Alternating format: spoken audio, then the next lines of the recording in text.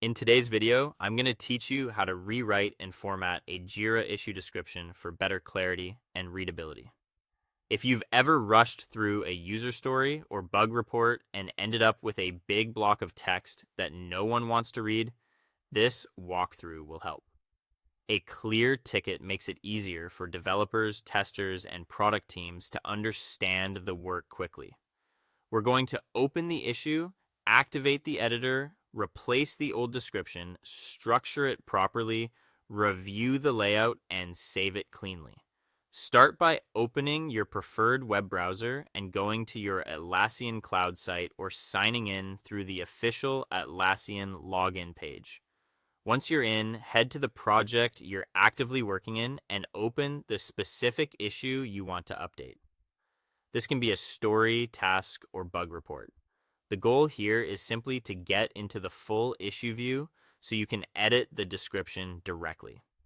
Once the issue is open, look for the description field. Click inside that area to activate the rich text editor. As soon as the field becomes editable, you should see the formatting tools appear.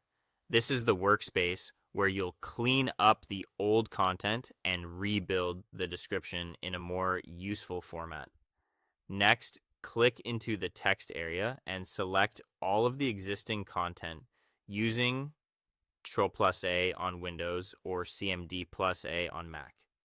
Then press backspace or delete to remove everything. This gives you a blank canvas, which is often the easiest way to replace rushed or inconsistent text with something much clearer. From here, begin typing your updated description. To make the issue easier to scan, avoid writing one long paragraph. Instead, start with a standard user story format. As a user role, I want to perform an action or use a feature so that a specific benefit or outcome is achieved. This keeps the purpose of the ticket easy to understand at a glance.